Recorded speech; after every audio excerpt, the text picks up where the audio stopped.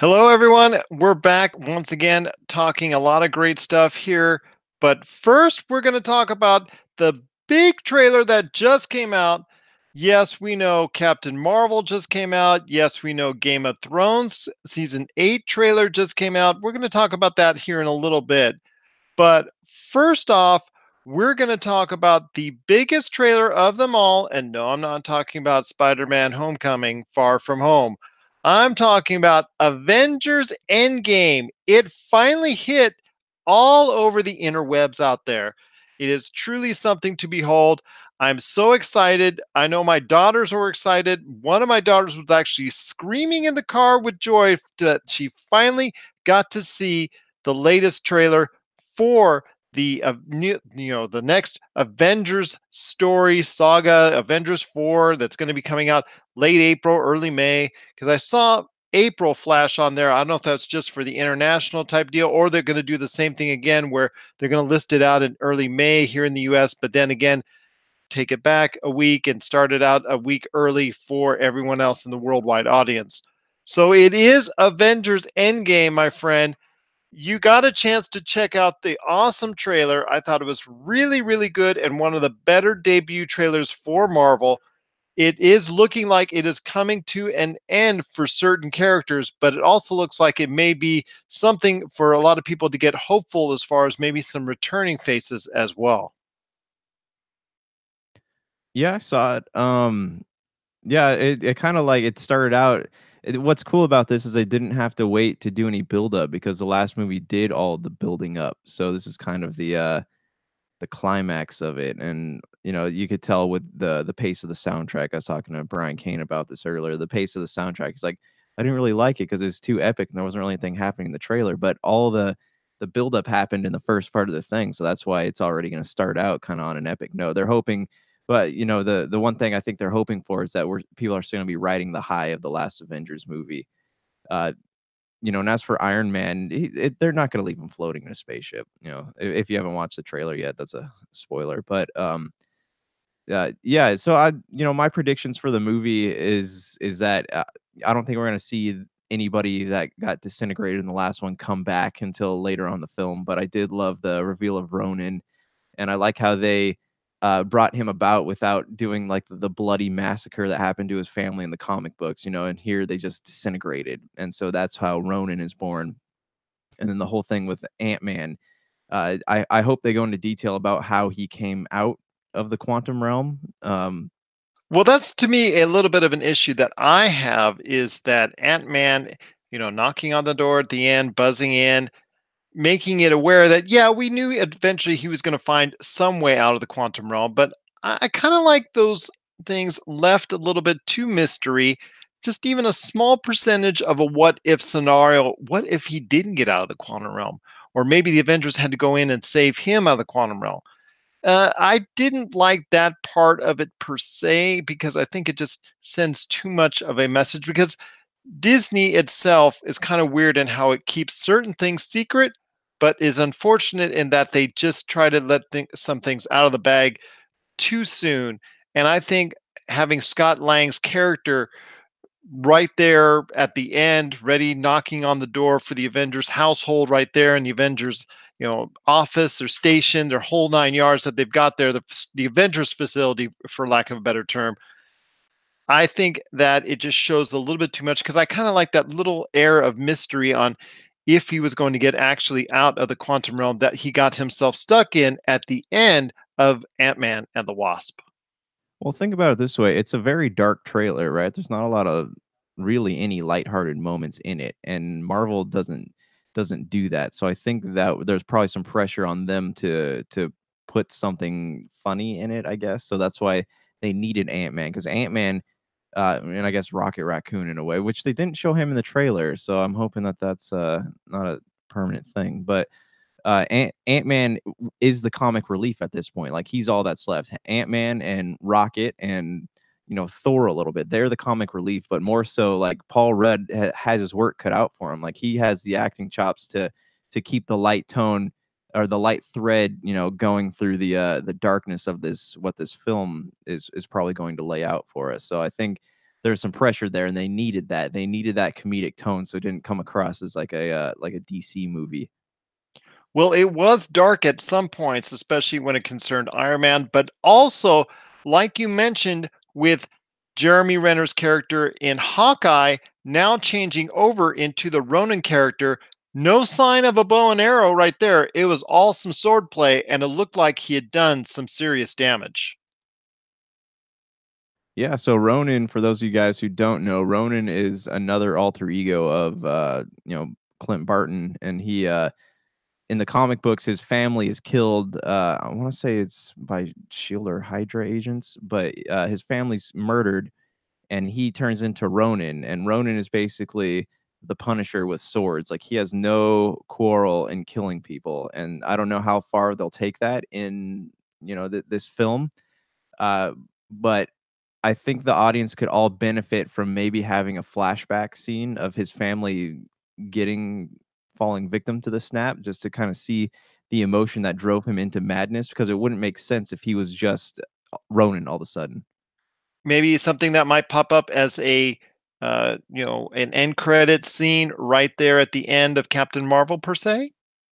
Yeah, but that's another thing though. Like, I feel like with this trailer out now, Captain Marvel's going to get completely overlooked. Like, I've talked to people, and I know I'm not the only one who feels this, but it's weird because they're coming out so close to each other, and they put this new trailer for Captain Marvel out earlier this week, and then this Avengers trailer. So I And then feel Spider-Man Far From Home is expected to go this weekend as well. see, there's two. I don't know, because people still watch Spider-Man no matter what, but with a trailer like this was it was a pretty well cut trailer, and then you have Captain Marvel, and she's a hero not a lot of people know about, so it's just I don't know. I would have marketed it a little differently.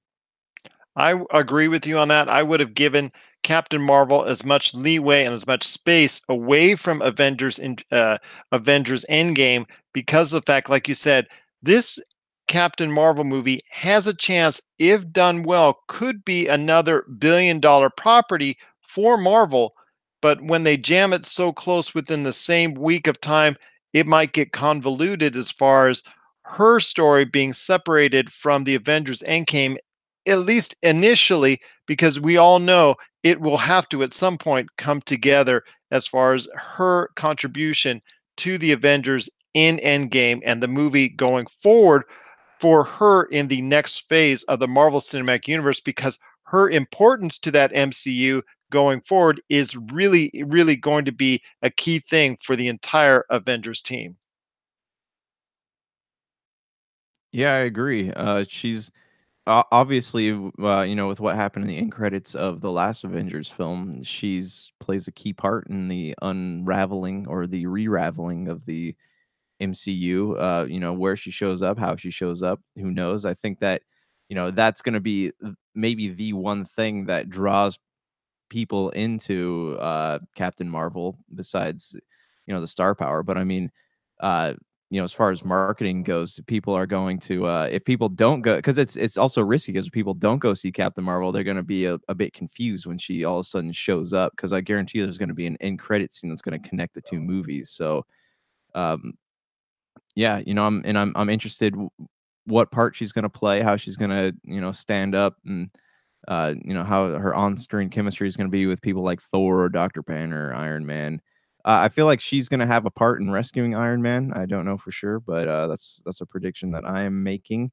But yeah, yeah, she's a I I'm interested, but I hope that people go and see Captain Marvel still. I hope they will as well, because I still think it's lining up to be a very good film. I like the initial trailer a lot. I think the debut trailer was really very strong.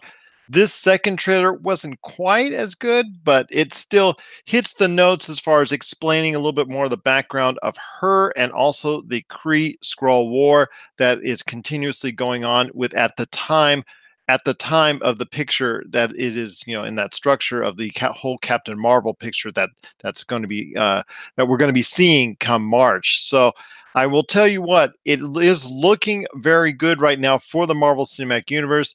Marvel Endgame. I agree with you. I think that Captain Marvel will be the one that's going to save Iron Man, possibly some other way with Thor, but I think right now it looks like she's going to be the one that's going to do a lot of heavy lifting at some point in the film. And I'm talking about not just her film, but Avengers Endgame as well. Yeah, yeah, I agree. And it's they've created a mystery. They did a great job. The Russo brothers did a great job of kind of wrapping things up and creating intrigue for the next movie. But again, cat with introducing such an intricate part in the universe, it feels stupid to me that they did not have Captain Marvel come out in August instead of now. Or actually during the month of November or December, Yeah, because holiday film.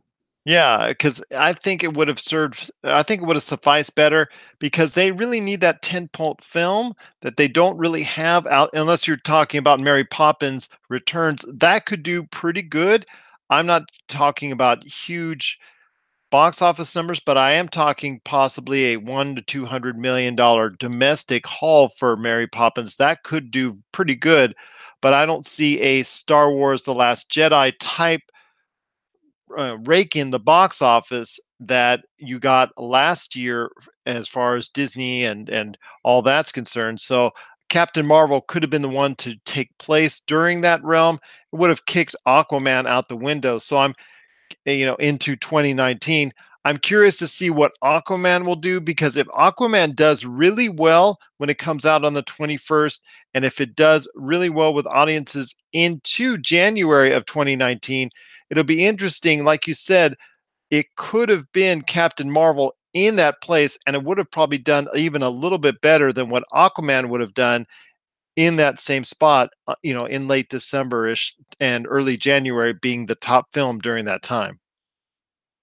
Yeah, yeah, that would have been interesting for sure too, because Aquaman is a film people are stoked about, and it seems to be the film that could make or break the future of the DCU. And if they put a Marvel film out, and that I almost wonder if that was like mercy on Marvel's part. But even still though, like have the movie come out in January or have it come out in October, like something.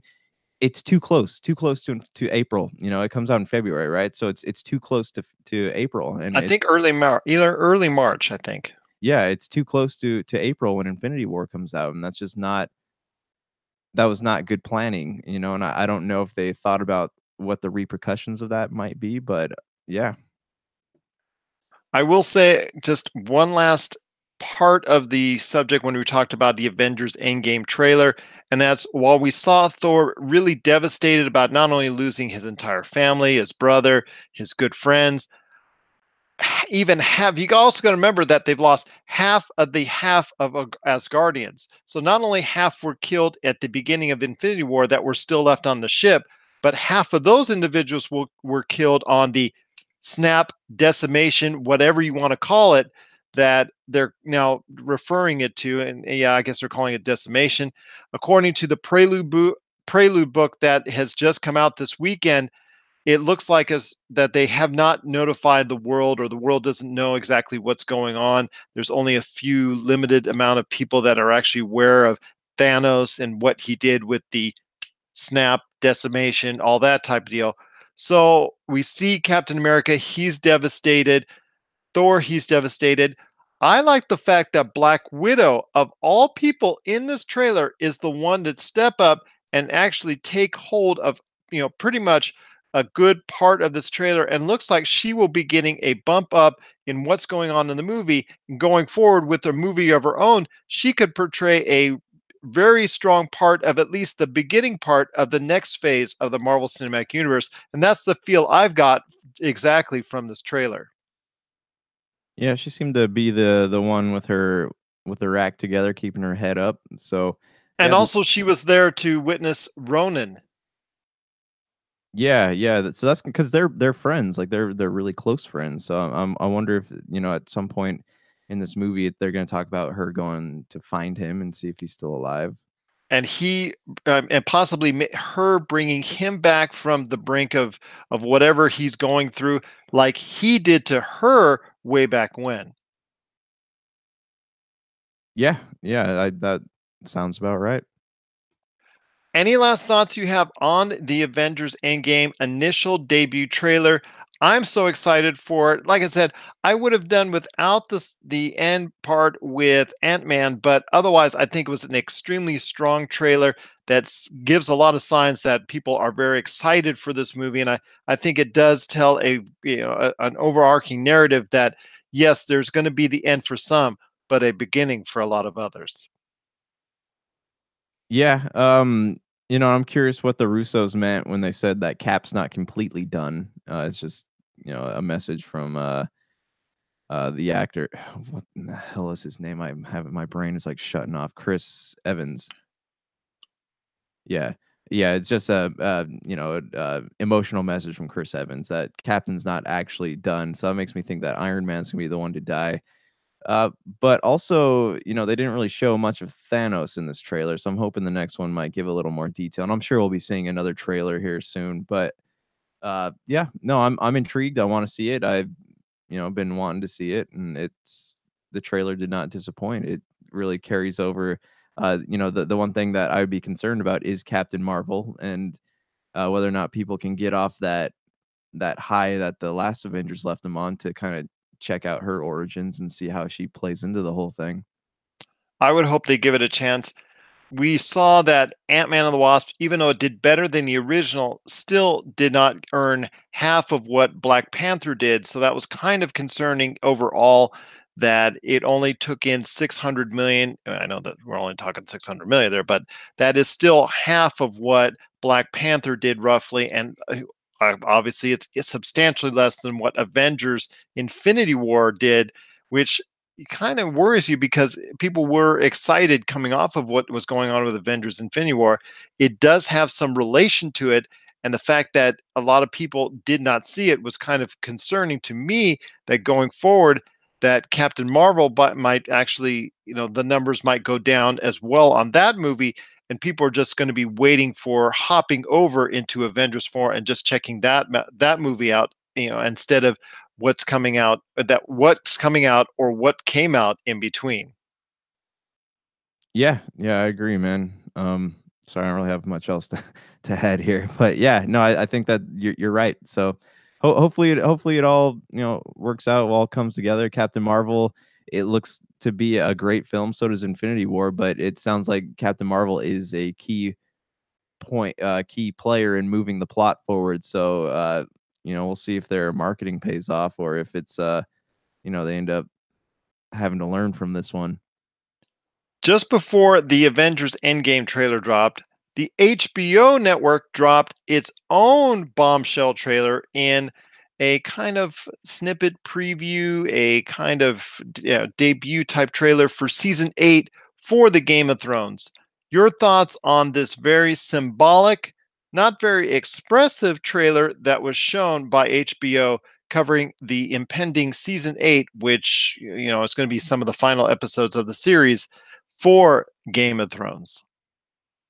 There wasn't a lot to really give away. It's just the clash of fire and ice. The books are a song of fire and ice. The snow represents the creatures come from the north, whereas the fire represents. I don't want to say it just represents Daenerys. I think it represents a union because these humans, if we saw in the end of the last season, Jamie Lannister going to the wall to help them fight. So, and they showed the fire going over the lion. So I think that this it's either join together or die at this point. So, all the fighting we've seen between the people of Westeros, I think they're going to come together, and that's what this that clashing of fire and ice represent is just mankind is the fire, and the ice is the creatures beyond the wall, and that's gonna be, what do they say? It's 8 episodes the next season, so that's gonna be it. Like, this is the end game for Game of Thrones also, so, uh, yeah, and I'm curious to see, like, how all the loose ends that how they're gonna, react to seeing Jaime Lannister and, Tyrion and, how if Cersei's gonna, you know, be Cersei until someone takes her out or how that's because those two sides, the Lannisters and the everyone else still needs to be resolved, and once that's resolved, then they can move on and take care of the ice people. Wouldn't you know, a Stark is also involved with the Game of Thrones as well. Fancy that. Stark's all over the place this Thursday and Friday when it comes to trailers, so that's very interesting indeed. Yeah, it's planned. It's all planned, man. Maybe the one of them grows a Tony's descended from one of the Starks in Westeros. Who knows? Hopefully he will not meet the same hopefully he will not meet the same demise as Sean Bean did in Game of Thrones. That was not exactly the best way to go out, but be that as it may. But everyone out there, share us your thoughts on the Avengers Endgame trailer, also the Game of Thrones trailer for season 8. We'd love to hear your thoughts on each. Popculturecosmos at yahoo.com. Also, as well, Pop Culture Cosmos, Humanica Media, and Game Source on Facebook, Twitter, and Instagram. Also, if you want to share your thoughts on the Captain Marvel trailer, Spider Man Far From Home, or anything else on your mind when it comes to pop culture, please let us know from your friends right here at the Pop Culture Cosmos.